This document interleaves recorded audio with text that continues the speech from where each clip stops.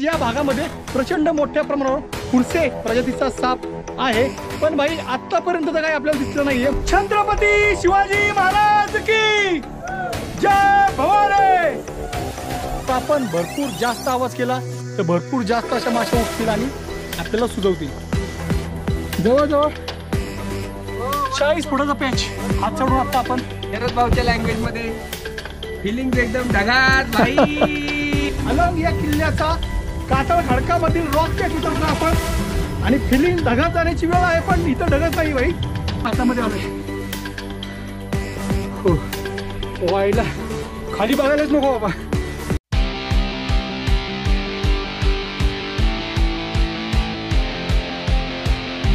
मित्रांनो, AMK not a just a trek, it was every trekker's dream. हा एक फक्त ट्रेक नसून सह्याद्रीमध्ये फिरणाऱ्या प्रत्येक भटक्याचं स्वप्नच आहे की जे हा ट्रेक आपण एकदा केलाच पाहिजे असं सर्वांना वाटतं। बरं, हा ट्रेक तेवढा सोपाही नाही आहे। सह्याद्रीमधील एक अवघड रेंज ट्रेक याला आपण म्हणू शकतो।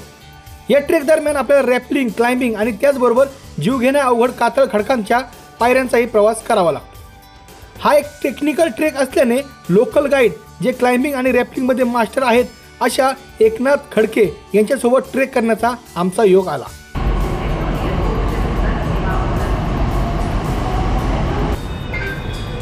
ओहो, झालं फायनली। ॲक्च्युअलमध्ये तिकीट होतं आपलं कासारवाडीपर्यंत, पण आपण पोहोचतोय भोसरी फाट्यापर्यंत, त्यामुळे आपल्याला मेट्रोचे 5 रुपये पेनल्टी भरावे लागलेले आहेत। तर आता एक्झिट कुठे इथून या बाजूने आहे एक्झिट। नमस्ते, भरपूर वेळ वाट बघायला लागल्याबद्दल सॉरी।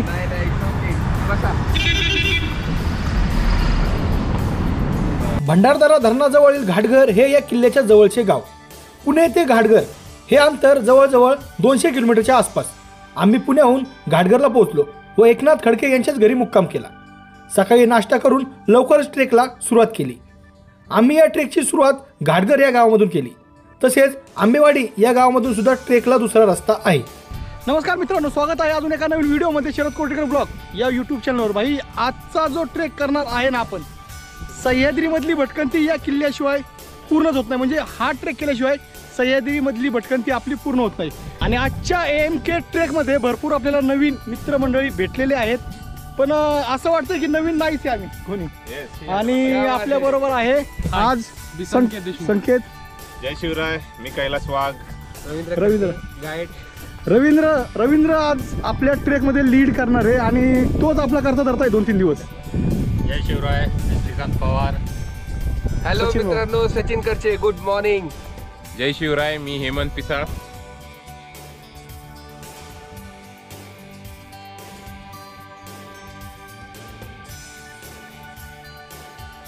सकाळचे वाजले 7:30 वाजता ट्रेक चालू केलाय आणि कमानीमधून आत आल्यानंतर तिने किल्ल्याचा व्ह्यू एवढा भारी दिसतो ना नाद। सकाळी जेवढं लवकर ट्रेक चालू करून आपण तेवढा फायद्याचं असतं। तसा पण आपल्याला उशीर झालाय, पण त्याचा फायदा म्हणजे काय असतो, सी भाई, इतक्या जवळ मोर आपल्याला बघायला भेटतो का? त्या जवळ आलो आम्ही त्याच्या, तरी पण भाऊ खायच्याच ह्याच्यात ते नाश्ता चाललाय म्हणजे सकाळचा त्याचा। अगोदर आपण 6 जण होतो, 7वा मित्र आपला जॉईन झालेला आहे बघा। ओके भाई। AMK या किल्ल्याचा रेंज ट्रेक आम्ही घाटघर या गावामधून चालू केला। यामुळे सुरुवातीला अलंग हा किल्ला सर करण्याचे ठरवले। सकाळी सूर्याची कोवळी किरणे भात शेतीवर पडल्याने नजारा काहीसा वेगळाच होता। भंडारदऱ्यातील अकोले तालुक्यातील अत्यंत अवघड चढाईचे हे किल्ले घनदाट जंगलांनी तर वेढलेले आहेच। या किल्ल्यांचे ट्रेक 2 दिवसाची सहलच मानता येईल की यामध्ये आपण निसर्गाची अनेक वेगवेगळी रूपे पाहू शकतो। त्या झाडाला म्हणतात अर्जुन साजरा। आपल्या काजवा महोत्सव राहतो ना, त्या टायमाला या झाडाला आपले फुले आणि फळं येतात, त्याच्यावरती काजवे जास्त अट्रॅक्ट होतात। त्यामुळं काजवे सीझनला आपल्या घाटघर परिसरात भरपूर काजवे पाहायला भेटतात आपल्याला। त्यामुळे जवळजवळ 2 ते 3 टेकड्या क्रॉस करून आपण पुढे आलो आणि छोटासा ओढा लागतो भाई। AMK ची जी रेंज आहे ना, म्हणजे संपूर्ण जी डोंगररांग आहे ना, खाली पाण्यामध्ये दिसते बघा। आता माहीत नाही आहे कॅमेरामध्ये दिसते का नाही, पण इथून तर खाली पाण्यामध्ये स्पष्ट AMK ची संपूर्ण रेंज म्हणजेच रांग आपल्याला पाण्यामध्ये दिसते। सुरुवातीला शेतांमधून झालेल्या ट्रेकची सुरुवात आपल्याला घनदाट जंगलामध्ये घेऊन जाते। आयुष्यातील पहिला रेंज ट्रेक आणि तो पण AMKचा. वाट तर लागणारच ना भाऊ, कारण पाटणीवर आपल्या जवळजवळ 8 ते 10 किलोची बॅग आहे आणि त्यामध्ये आपण 80 किलोचे. तर जो आपण सरळ चढाई करतो ना, अंगावर येणारी चढण, तेव्हा चांगलीच वाट लागते. ती कशी लागते मला बघून समजेलच. अधूनमधून एखादे पठारे येते. पावसाळ्यामध्ये हिरवाईने नटलेले हेच डोंगर हिवाळ्यामध्ये मात्र सोनेरी रंगाचे होऊन जातात. यामुळेच भाई सह्याद्री तीनही ऋतूमध्ये अनुभवा. पहिला आपल्याला अलंग चढायचं आहे, अलंग नंतर मदन आणि मदन नंतर कुलंग, असं रेंज ट्रेक आहे आफ्टर ऑल. तर पहिला ब्रेक घेतलेला आहे 1.5 तासानंतर. थोडेसे फ्रेश होऊन ताजे तवाने बिस्किट वगैरे खाऊन परत ट्रेक चालू केला आहे.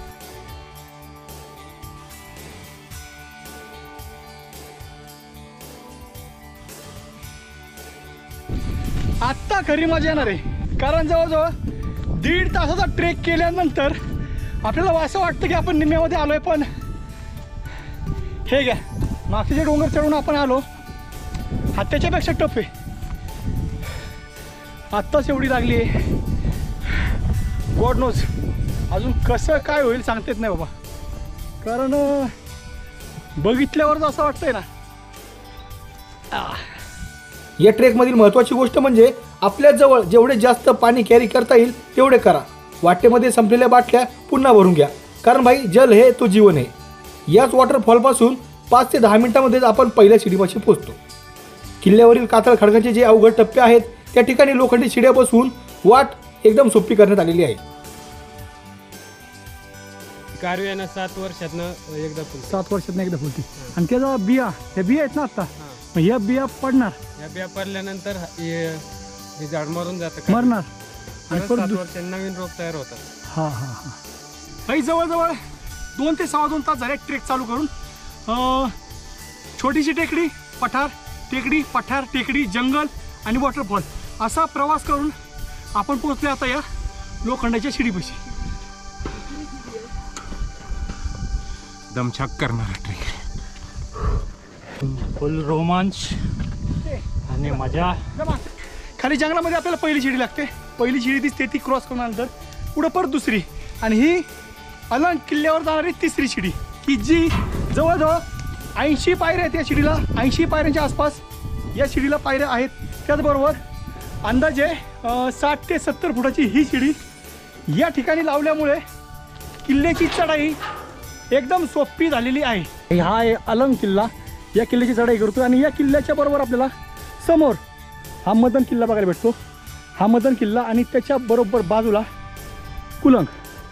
म्हणजे आजपासून उद्यापर्यंत हाच रेंज ट्रेक करायचा आहे, की त्यामधला निम्मा टप्पा आपण चढून या अलंग किल्ल्याच्या या कातळ खोदलेल्या पायऱ्यांपर्यंत पोहोचलेलो आहोत. AMKचा जो ट्रेक आहे त्या ट्रेकमध्ये आपल्याला या जंगलामध्ये फुरसे या नावाचा अतिविषारी साप बघायला भेटतो. म्हणजे या भागामध्ये प्रचंड मोठ्या प्रमाणावर फुरसे प्रजातीचा साप आहे. पण भाई आत्तापर्यंत तर काही आपल्याला दिसलं नाही आहे, म्हणजे आत्तापर्यंत आपल्याला सापाचं दर्शन झालेलं नाही आहे. पूर्ण सगळ्या ट्रेकमध्ये होतंय का नाही ते बघूया. अपेक्षा तर अशी की एखादं तरी फुरसं दिसावं, की एवढे लांब आलो या जंगलामध्ये की तो फक्त बघावा, जवळ येऊन चावावा नाही भाई. चावायला नाही पाहिजे, फक्त दिसावा एवढीच अपेक्षा आहे.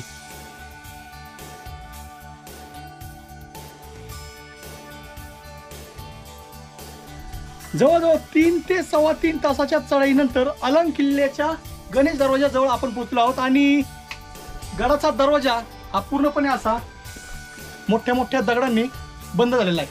त्यासाठीच पर्याय म्हणून आपल्याला समोर एक शिडी बसवण्यात आलेली आहे. ती शिडी पण अशी डीप सरळ आहे, म्हणजे 90 डिग्रीमध्ये ती शिडी आहेच. पण हा दरवाजा अजून किती दिवस आपल्याला बघता येईल हे सांगणं कठीण आहे, कारण दरवाजाची अवस्था खूपच खराब आहे. आणि आतले दगड तर असले मोठे मोठे आहेत ना, की ते दगड जास्त दिवस हा दरवाजा टिकून देणार नाही, असंच बघितल्यानंतर तर वाटतं. किल्ल्याच्या गणेश दरवाजापासून पुढची वाट एका बाजूला डोंगर तर एका बाजूला खोलदरी. या वाटेने जेवढे जपून चालता येईल तेवढे चालावे. तर याच पायवाटेमध्ये काही कोरीव पायऱ्या देखील बघायला भेटतात. याच पायवाटेने आपण काही वेळामध्येच गडावरील गुहांजवळ पोहोचतो. जर तुम्हाला अलंग या किल्ल्यावर मुक्काम करायचा असेल तर या गुहा बेस्ट ऑप्शन आहेत. पण टेंट असणे आवश्यक आहे, कारण विंचू काट्यासह सापाची भीती येथे मोठ्या प्रमाणावर आहे. कातळामध्ये खोदलेल्या याच गुहांपासून गडाच्या बाले किल्ल्यावर म्हणजेच गडाच्या सर्वोच्च शिखराकडे जाता येते. गडावर बाजारपेठे सदृश्य काही पडझड झालेल्या वास्तू आहेत. गडावरील कातळातील कोरीव पाण्याचे टाके बघितल्यावर पूर्वी किती राबता असावा या किल्ल्यावर हाच विचार मनामध्ये येतो. कातळ खडकामध्ये कोरीव हे पाण्याचे टाके पाण्याचा ओव्हरफ्लो झाल्यानंतर पाणी अडवण्यासाठी समोर एक भिंत बांधण्यात आलेली आहे. याच टाक्याच्या पुढच्या बाजूला गडावरील राजवाड्याचे अवशेष आहेत. राजवाड्यापासून थोड्याच अंतरावर पडझड झालेले महादेव मंदिर आहे. ग्रुपमधील श्रीकांत भाऊने महादेव पिंडीला पाण्याने जलाभिषेक करून दर्शन घेतले. येथेच दगडावर कोरीव एक शिलालेख पाहायला भेटतो. गडावरील अवशेष म्हणजेच राजवाडा, बाजारपेठ, शिलालेख, पाण्याचे टाके व महादेव मंदिर बघून आम्ही पुन्हा गुहेकडे निघालो.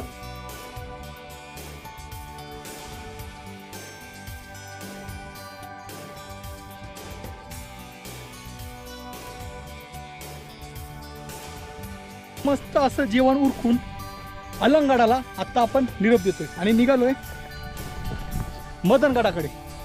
जस्ट 10 मिनिटापूर्वी जेवण झालंय. जेवले लगेच निघायला नाही पाहिजे, पण समोर जो रॅपलिंगचा पोर्शन आहे, रॅपलिंगचा भाग आहे, तिथं गर्दी कमी असल्यामुळे लवकर निघायला लागते. नाहीतर जेवल्यानंतर म्हणलं थोडासा आराम करूया, अर्धा तास तरी. आराम नाही, काही नाही, डायरेक्टली जेवण झालं त्याला निघालो आहे आपण मदनगडाकडे. तर ती रॅपलिंग आहे ना, ती थोडीशी थ्रिलिंग असणार आहे.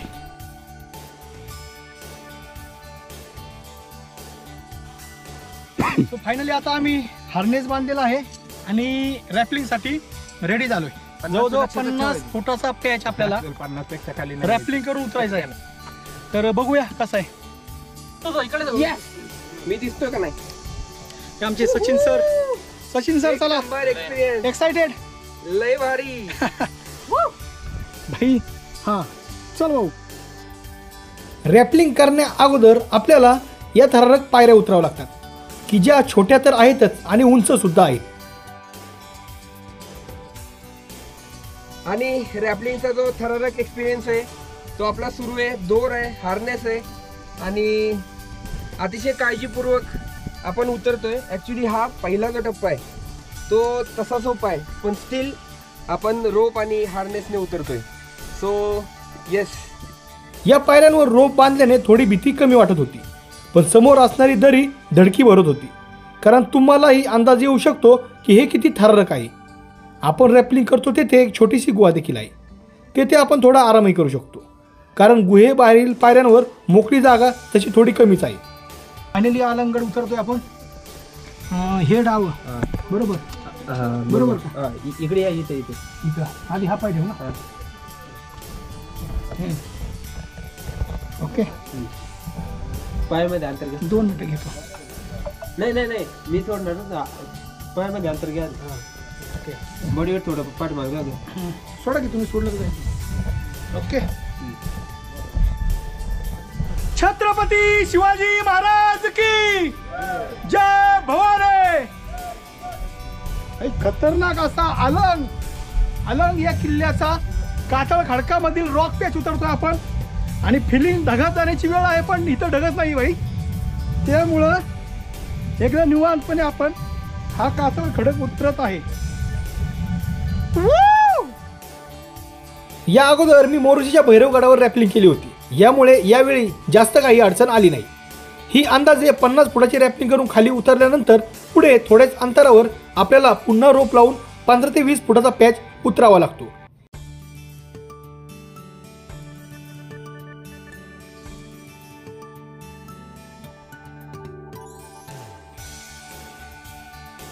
हा पॅच उतरल्यानंतरच आपल्याला कातळ खडकाच्या बाजूने असणाऱ्या पायवाटावरनं जायचे, पण आवाज न करता, कारण भरपूर असे मधमाशांचे पोळे आहेत. जर आपण भरपूर जास्त आवाज केला तर भरपूर जास्त अशा माशा उठतील आणि आपल्याला सुजवतील. येथून पुढचा आपला प्रवास हा मदनगड किल्ल्याचा सुरू होतो. अलंगडाच्या खालच्या पायवाटेने जंगलामधून आपण अलंग व मदन या किल्ल्यांच्या खिंडीमध्ये पोहोचतो. समोरचा हा सरळसूट कातळ सुरका दिसतोय ना, हाच आहे मदनगड किल्ला. जवळजवळ याच डोंगराच्या बाजूने 15 ते 20 मिनिटाची पायपीट करून आपण त्या खिंडीमध्ये पोहोचतो. अरे बापरे. अलंगड आणि मदनगड या 2 किल्ल्यांच्या खिंडीमध्ये आपण पोहोचलोय. जवळजवळ 15 ते 20 मिनिटानंतर जिथून आपण रॅपलिंग केली ते रॅपलिंग नंतर 15 ते 20 मिनिटानंतर आपण या खिंडीमध्ये पोहोचलोय. आणि या खिंडीमधून आपण जाणार आता या बाजूने कातळ खडकाच्या उजव्या बाजूने आपल्याला जायचे पुढे, आणि पुढे गेल्यानंतर डाव्या साईडला पायऱ्या आहेत. मदनगडावर जाणारा रस्ताही थरारक. यामुळेच की काय, या किल्ल्यांचे ट्रेक हे अवघड श्रेणीमध्ये मोडले जातात. परत एक थ्रिलिंग पॅच कातळ आणि- खडकाच्या पायऱ्यानंतर शरद भाऊच्या लँग्वेज मध्ये फिलिंग एकदम ढगात भाई. कातळ खडकातल्या ज्या पायऱ्या आपण चढून येतो त्या पायऱ्यानंतर इमिजिएटली 5च मिनिटामध्ये हा पॅच आहे. आणि हा पॅच म्हणजे भाई खतरनाक असं आहे बघा. खाली जवळजवळ 60 ते 70 फुटाची दरी, सर सलामत तो पगडी 50. मदनगडाच्या गडमाथ्यावर जाण्यासाठी आपल्याला अंदाजे 30 ते 35 फुटाचे क्लाइम्बिंग करावे लागते. भाई रॅपलिंग करणे सोपे, कारण आपल्याला दोरीने फक्त उतरायचे असते, पण क्लाइम्बिंग करणे म्हणजे आपल्याला वर चढावे लागते. त्यामुळेच क्लाइम्बिंग करणे वाटते तेवढे सोपे नव्हते. पण आपले ट्रेक लीडर एकनाथ काकांमुळे ते शक्य झाले, कारण तेच आपल्याला दोरीने वर ओढून सपोर्ट देत होते.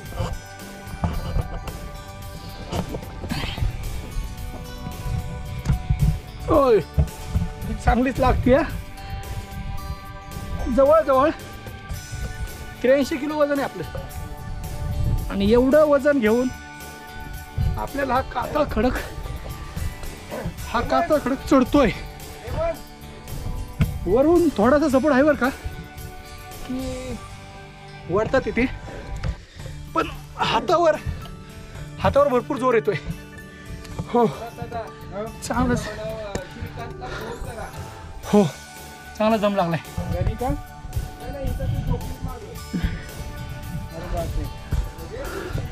हो जवळजवळ 40 फुटाचा पॅच हात चढून आता आपण पोचलोय. इकडे या बाजूला तर हो आता हे जो पाहिजे ओके पाहिजे नाही ते तिकडे टेकडावर पाहिजे. ह्या आणि डावा पाय आले की तो उचलून ठेवतो. नाही ठेवतो 2 मिनिटं.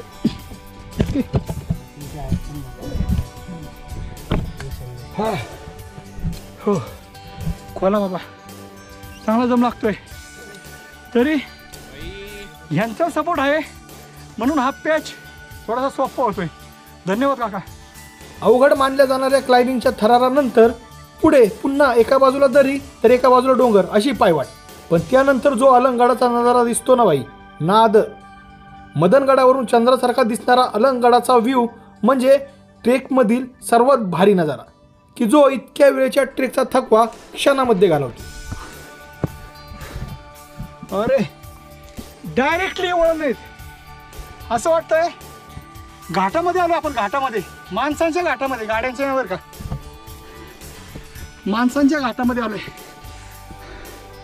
हो व्हायला खाली बघायलाच नको बाबा, खतरनाक दिसतंय. गडाच्या शेवटच्या टप्प्यातील कातळाच्या पायऱ्या खूपच काळजीपूर्वक चढाव्या लागतात. अशा प्रकारे दिवसातील दुसरा किल्ला सर करून आपण पोहोचलोय मदनगड किल्ल्याच्या टॉपला. छत्रपती शिवाजी महाराज की जय. जय भवानी शिवाजी. या किल्ल्यावरही आपल्याला कातळातील कोरीव गुहा बघायला भेटते, आणि गुहेच्या पलीकडेच आहे गडाचा सर्वोच्च माथा. याच गडमाथ्यावरून आजचा सूर्यास्त बघण्याचे भाग्य आम्हाला लाभले, की समोरच असणाऱ्या ज्या किल्ल्याच्या मागे सूर्य जाणार होता त्याच किल्ल्याचा ट्रेक आम्ही उद्या करणार होतो, तो म्हणजेच कुलन किल्ला. 3 किल्ल्यांच्या या रेंज ट्रेकमधील दुसऱ्या किल्ल्यावर आजचा आमचा मुक्काम हा एक सह्याद्रीमधील अविस्मरणीय क्षण म्हणून आमच्या मेमरीमध्ये ऍड होणार होता. आपला टेंट लावलाय आपण या बाजूला, भरपूर मावळे येतात. फिलिंग दुरात भाई. मदनगड किल्ल्याच्या बाले किल्ल्यावर असता आपण आहोत म्हणजे, आणि मस्तपैकी राईस शिजतोय. एखाद्या किल्ल्यावर मुक्काम करण्याची माझी पहिलीच वेळ आहे, आणि पहिल्यांदा ती पण असली. मस्त असा क्या मस्त अनुभव आलेला आहे. क्या बात. दरवेळेस आपण होतो फिलिंग, आज आहे फिलिंग दुरात. दुरात. क्या बात.